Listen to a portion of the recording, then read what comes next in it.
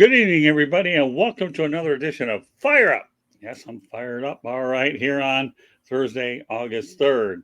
And I'm pleased to be joined by my regular crew tonight. We'll talk about a lot of different things in the sports world. And we'll lead it off with George Eichhorn. George on for round two of our Thursday night doubleheader. Yep, looking forward to it, Scott. Round two. Fire it up. There you go. And Jeremy Ballrek, round two. Are you fired up? I'm fired up. Let's go. That's a spirit. You'll be fired up more on Sunday when we do the professor and the pupil returns to our network as well. And his Thursday spot, Ralph Williams, the Steel City buddy. How you doing, Ralph? Absolutely. It's great to be here always with you, Scott. Thank you. George, Thank Jeremy. you. Well, we enjoy you. Great to see you. Thanks. As well. All right, we're going to get down to it. Got 5 pretty good topics to get to. We'll go through them. And then, of course, tonight's parting shot will come from Ralph. And then he can talk about whatever he wants. If he wants to go back to Steel City, more power to him. So first and foremost, the New York Yankees pitcher domingogerman agreed to voluntarily submit to inpatient treatment for alcohol abuse and will miss the remainder of the 2023 season, according to GM briancashman. George, it's a shame for domingogerman. Yeah, it sure is. That was kind of startling news. I mean, here the kid pitched a perfect game not too long ago, and obviously overcame some, some problems that he had throughout the season. And I don't know how far back this goes, but to be able to pull that off and still have these issues. But the important thing is not that he pitched a perfect game. It's important that he gets the help that he needs now, as we see in pro sports. We've seen it in the NHL, the NBA, Major League Baseball, whatever sport. I mean, he needs to get the help that he needs right now. And so I think he will, and hopefully he'll be able to come back to the sport that he loves.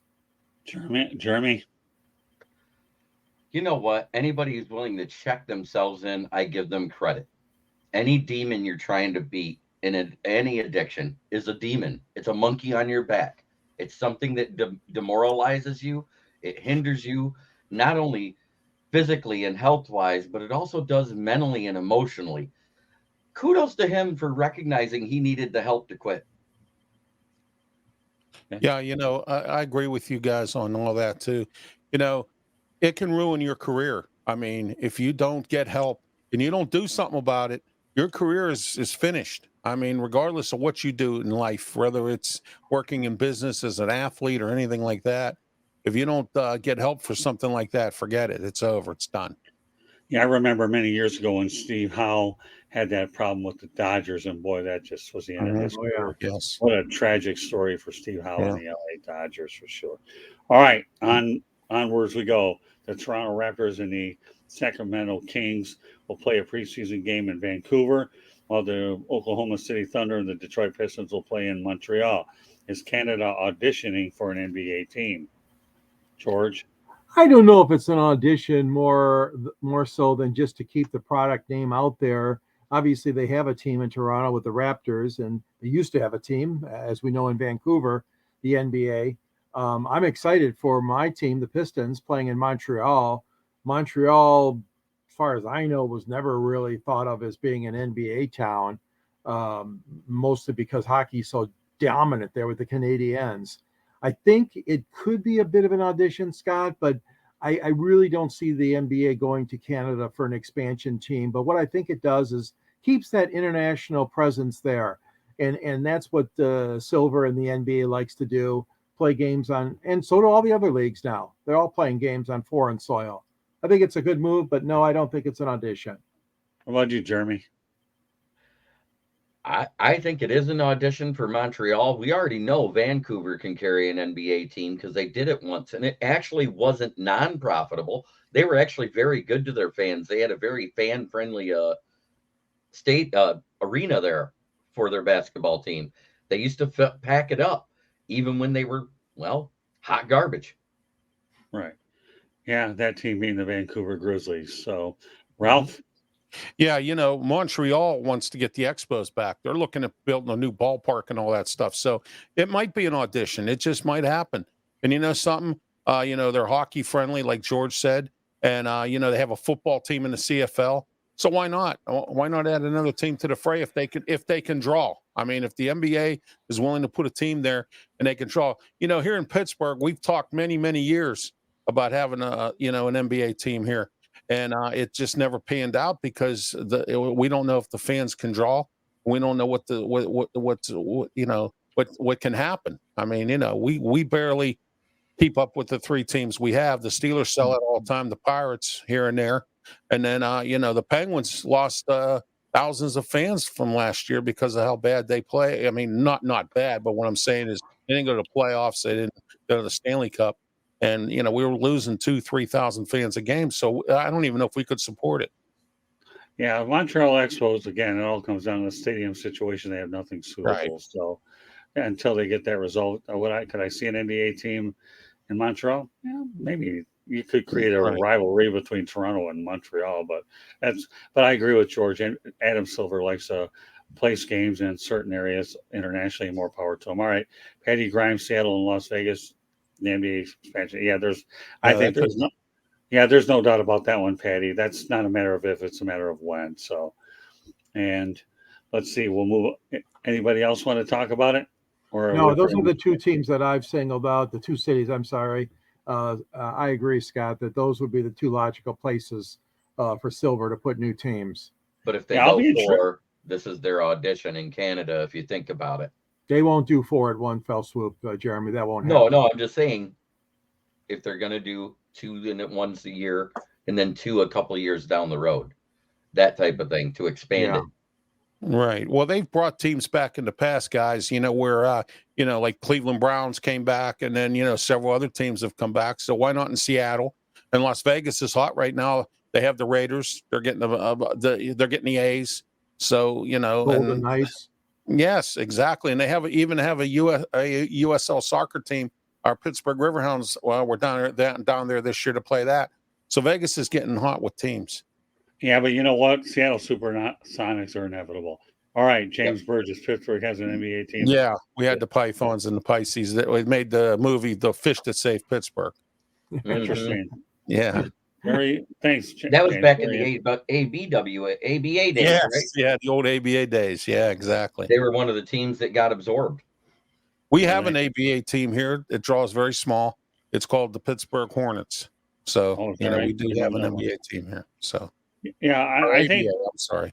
Well, that's okay. I mean, I know Pittsburgh once had an NBA team, but I think they're where they're at with their professional teams right now. So, I'd be curious on closing this topic out to see what kind of a crowd Vancouver does draw. That, to me, would be interesting to see that. I know Montreal. I'd be anxious to see how both of them. So, on to the next. Joenamath applauds Aaron Rodgers for taking a $35 million pay cut. But Joe, would you take a $35 million pay cut? I don't know, but yeah. So I'll lead it off with George, and I'll go around the horn again. Okay, George. Joenamath, $35 million pay cut. Well, yeah, Joe he's a Jets guy through and through. I see that he even offered his uniform number, but Aaron Rodgers turned it down. He didn't want to take Joe Willie's number, but I don't know about that. The thing is that we all know it's going to be, I think, a tough year for Rodgers. That team, the Jets, is not the kind of team that is going to instantly be a challenger to win the division like he always had in Green Bay. So Joe's entitled to his opinion, and obviously he is given one. And I still like him, and I still admire him as one of the original Super Bowl heroes. But I know he's a Jet guy at heart. He really hopes for Rodgers to do well there. Jeremy? I think Rodgers will do well there. I think it's great that he took a pay cut because I think that's like giving the middle finger to the Green Bay Packers.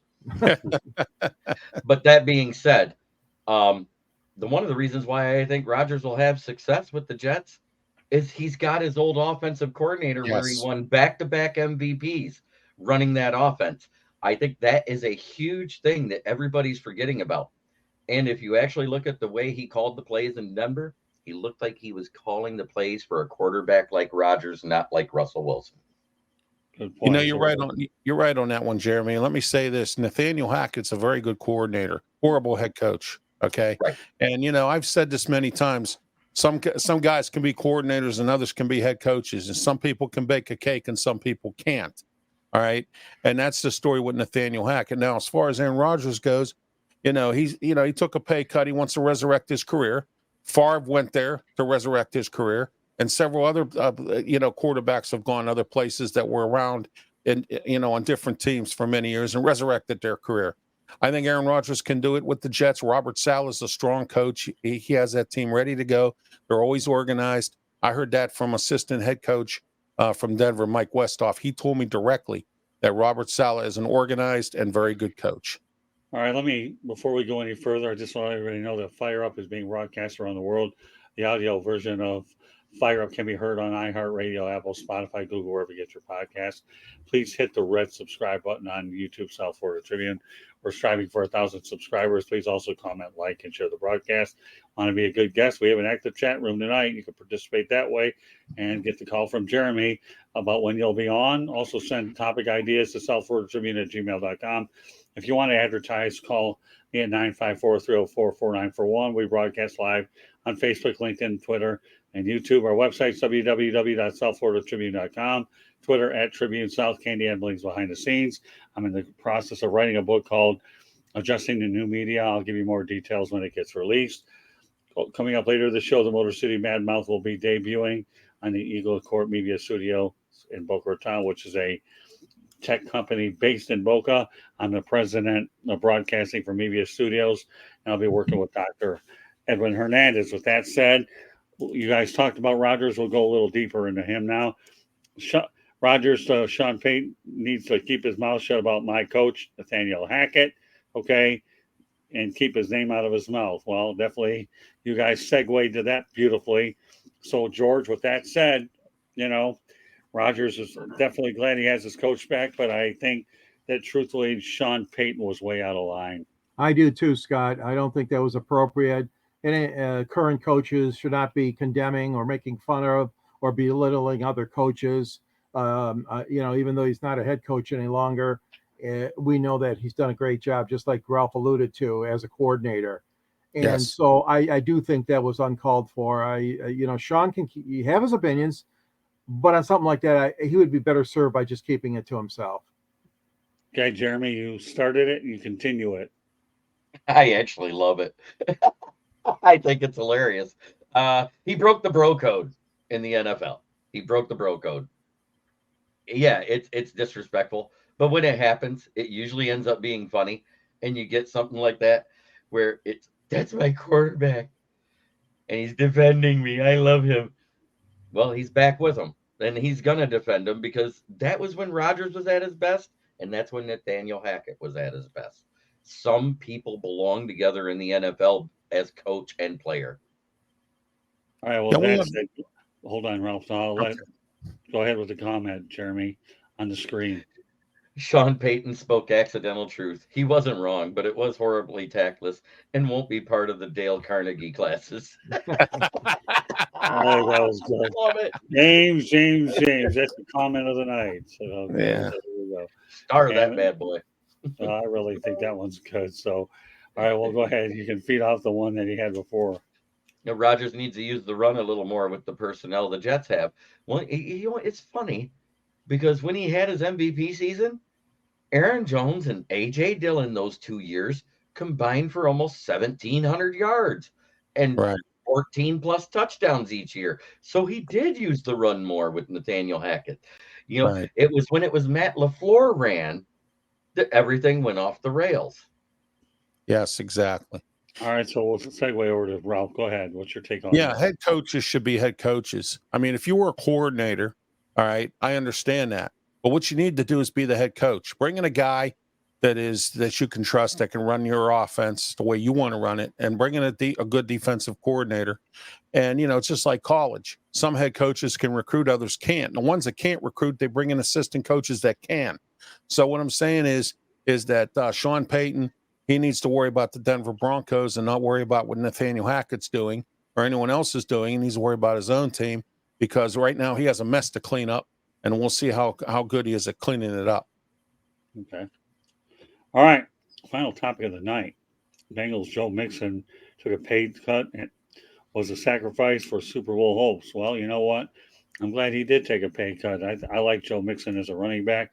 He's an all-purpose guy that can catch the football as well as run it. So I applaud him. Cincinnati Yes. Bengals, to me, have been relevant the last few years. All right, George, go ahead. Yeah, no, I think that was very good too, as for him to do that. You got Joe Burrows, who's obviously laid up right now with his injury. But that being said, no, Mixon is a good guy. I really think that, you know, the AFC is so loaded, but I look forward to Cincinnati again getting into the battle with Kansas City as usual, and Buffalo, of course, has a lot to say about that as well this new season. So no, I think it was a good thing. I really do. I think he'll help the Bengals out a lot. Jeremy?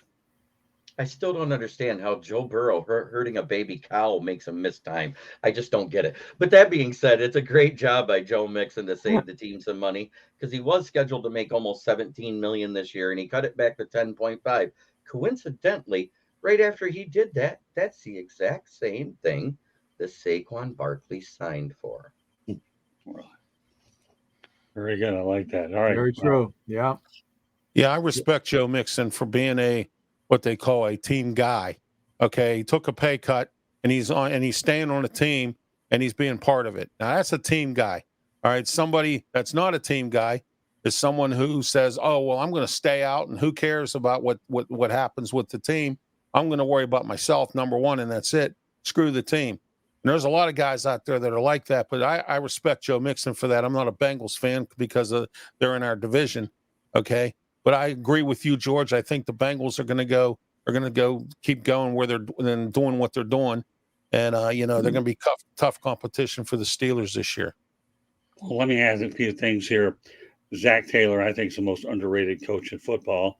Number two, remember Jamarchase is still there, right? So it's not like the cover is there. Who? Teehiggins is still there, right? So there you go. So yeah, I don't think the company is totally. The cupboard is totally bare. No, the cupboard's not bare, not at all. The cupboard's not bare. The only thing I worry about with them was losing their star safety. They didn't want to re-sign for big money to Atlanta, Jesse Bates. I think that's that's going to be a huge loss, and that's where you're going to see what happens with center field in that secondary, because they're good, but they're not great at pass rush. They do just enough as a defense. That's a good point, Jeremy. What is the number one thing that helps a secondary? A great pressure rate from your front seven. Oh, yeah. Absolutely. All right, well, you know what? I'm not sure what to make of this, Jeremy. Maybe you're a lot smarter than I am with this one. Go ahead, take a shot at it. What about a Lions expansion team? I think we did. Don't we have the USFL, the Michigan Panthers? Well, I think team right here, and that's an audition because that's where the supplemental draft comes in from XFL and USFL, right? Well, unless she's talking about SOL, same old Lions, because you remember how many people said the Fords should sell the team. Come on. I wrote a big article about it. You forgot it already? I know. I'm not agreeing with her, Jeremy, but I think that's what she's talking about, but I don't know why she's bringing it up now, because the Lions are on an uptick. I mean, we know that. No, it's saying, do we need a Lions expansion team?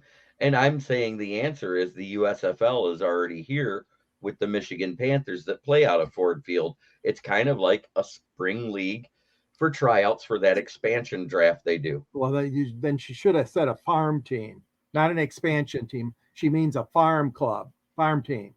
Yeah. That's what they're called. But Patty, we love you. We love you, Patty. Keep up the Patty's great. comment. He lives in Grand Blanc. I'm sorry. I'm sorry. Yep. I just wanted to correct it before he did. It doesn't matter. That's all right. All right. Well, with that said, we go to our parting shot segment, and I say shot because Ralph Williams is the only one that's going to deliver it. Go ahead, Ralph. Yeah, I want to talk about this year's Steeler team. We have an expensive defense once again, brought in some free agents. The thing that I'm very unsure about is the fact that they focused on a lot of defense and didn't focus too much on offense this year, other than the offensive line, which of course is important. All right, they went on. They got a few guys. We got Allen Robinson, who I think can resurrect his career here with the Steelers. My concern is Matt Canada, the offensive coordinator. He was never a NFL coordinator. He's a good quarterbacks coach. But now Kenny Pickett gets to reunite with his offensive coordinator from Pitt. The first 2 years he was at Pitt, Matt Canada was his offensive coordinator at Pitt.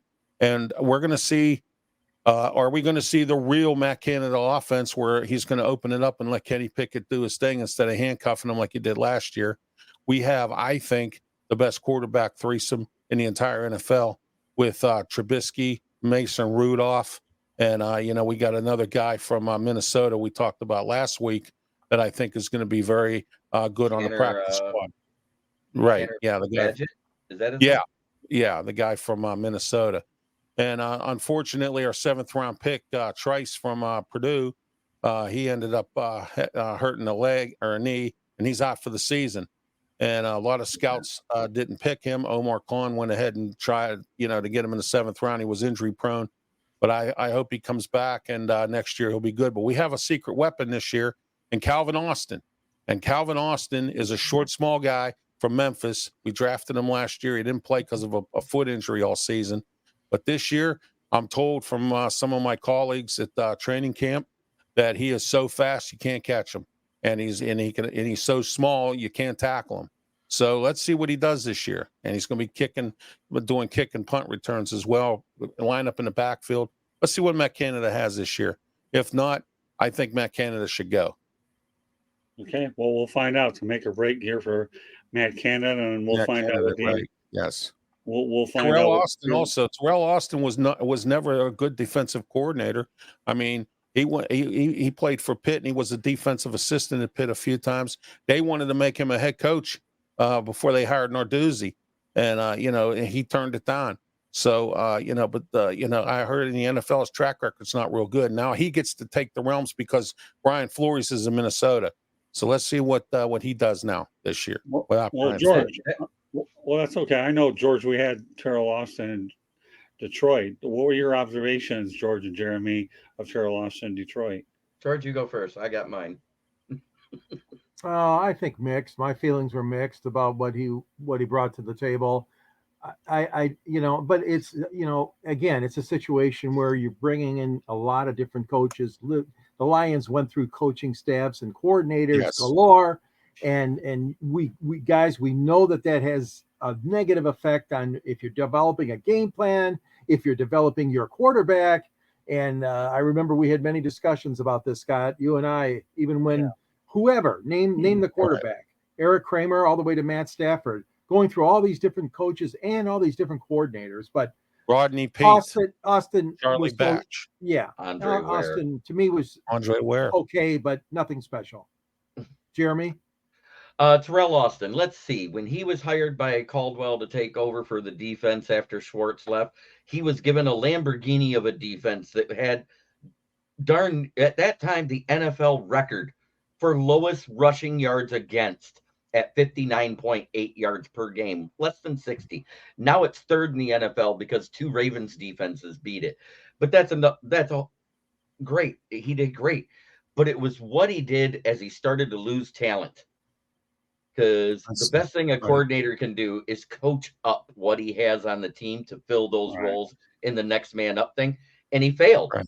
We went from 3rd to 16th to 19th to 24th. Well, yeah, it's nice to have talent, Jeremy. But you know what? If you can't, like you said, coach up what you don't have, that's like, if you have a bowl of cereal and you eat Raisin Bran, but you got to eat Cheerios because the Raisin Bran isn't there. That's what you have to do. And he just didn't do it. The biggest. I like both those cereals. The biggest mistake the Lions made. I was just using that as an example. Yeah, I know. We drafted doing that. So the biggest mistake the Lions made back then, if you think about it, is when we got Haloti Because when he had that transitional tag on him, that was like one of the first years the transitional tag was out. Yes. Right. We could have given up that pick for Fairley and another pick later and gotten Haloti to be next to Sue then. Right. And had 5 straight years of great defensive tackle play. Instead, we got Nick Fairley, who, when he wanted to play, was one of the best in the game. But when he didn't, he was Sean Baby Rogers taking a nap. Yeah. That's funny. All right. Well, I like to end the show on humor. I'm going to do it while I can now. So with that said, Ralph will let everybody know how they can get a hold of you. Go ahead. Ralph Williams at 737@gmail.com. Also, you can reach me on Facebook, on X, which used to be Twitter, and LinkedIn. And I have my own YouTube channel. And you can also reach me on my website, www.rwmedia.org. That's how you can reach me. Okay, Jeremy. I'm going to do it the easy way tonight. If it says South Florida Tribune, guess what? You'll find me on it. Whether it's .com, YouTube channel, a show, a podcast, my writings, whatever it is, you'll find me. Number 2, kneecap biting with the Detroit Lions. On Facebook, if you want to join a good page where it's a lot of positivity and more news and podcasters than it is haters, it's Motor City Kneecap Biters. And I am on 7 days a week. If I could, I'd be on 24/7, but I got to make a living, so I have a day job. Well said, Jeremy. All right, George, from one author to another. Author. Detroit Sports Broadcasters on the Air is the name of my book. And it covers everything from football to basketball, baseball, hockey, all the sports in between. And Scott's in here. Great vintage photographs of the young Scott Morganroth with brown hair. And I'm not one to talk, guys. I'm full of gray right now. So yeah, mine. Anyways, there's a link to the book. Yeah, Jeremy. There's a link to the book at the end of my column, which is in the South Florida Tribune, the Motor City Tribune. I also write locally for the Detroit Monitor. You can reach me at gicorn@yahoo.com, or you can reach me on X at SanGSports99. And I look forward to being on this show as well as many other shows, Inside the Pigskin and 108 Stitches, the Sports Exchange, and the Fire Up. Thank you. Well, this edition of Fire Up is a refreshing show because we really enjoy the input from Ralph Williams. Of course, George and I and Jeremy, well, we work together just about everywhere anyway. So I appreciate all we did was literally welcome Ralph to the club and put him on at 9 o'clock is what we did. So one more time, just, Fire Up is being broadcast around the world. The audio version of Fire Up can be heard on iHeartRadio, Apple, Spotify, Google, wherever you get your podcast. Please hit the red subscribe button on YouTube, South Florida Tribune. We're striving for 1,000 subscribers. Please also comment, like, and share the broadcast. Want to be a guest? Participate in the chat room. That's one way to do it. Active tonight. Appreciate everybody that participated. Send your topic ideas to southfloridatribune@gmail.com. If you want to advertise cost efficiently, call me at 954-304-4941. We broadcast live on Facebook, LinkedIn, Twitter, and YouTube. Our website, www.southfloridatribune.com, Twitter at Tribune South. Candy Ebling is behind the scenes. And coming up later, the Motor City Mad Mouse Show will be debuting on the Eagle Media Studios in Boca Raton, Florida. My co-host will be Dr. Edwin Hernandez. For those that you want to know about Eagle, well, it's a technology-based company for which I'm the president of broadcasting for the Media Studios division. So great show tonight. And once again, I'll give you more details on my book, Adjusting to New Media, soon enough. All right, Jeremy, we'll let you get the last word in. Just remember, guys, try every day to be a better person than you were the day before, because that's the only way to make the world a better place. It starts within here. Yes, sir. And, of course, James Burgess, thank you very much for being a big contributor tonight, as you always are on every other show. God bless. All right, well, let's write out the comments for another second. Evening Man Thursday. All right, there you go. Get that little hey, a Lions and Sparty bar in Baltimore. Woohoo! There's Lions fans everywhere. There you go. A great narrative with the show. And DC, glad that you're in here to cap it off. So once again, on behalf of George Eichhorn, Jeremy, Ralph Williams, my man Smokin', my right-hand man, among others, thank you very much for joining us on this edition of Fire Up, and we will catch you next Thursday night. Good night. Have a great night, folks. Thank you. Thank you for joining.